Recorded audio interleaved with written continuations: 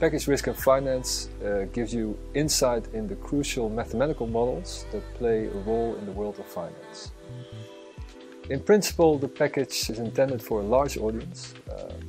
It would be good, of course, if you like mathematics and you have some interest in what you can do with mathematics, or as an engineer in the world of finance. The package is interesting for two reasons. I think the first reason is that a lot of engineers will like the type of mathematical models that we'll treat within the package.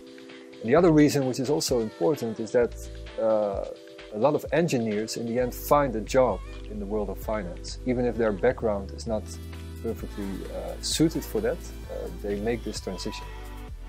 The package Risk and Finance not only treats the theory behind mathematical models, but also the practice. So all the models that we use in the courses are actually implemented by the students. So I would say this package is interesting to you if you like mathematics, but also if you like to implement mathematics, and in that way get a realistic view of what's going on in this world of finance that in the end might be one of your career opportunities.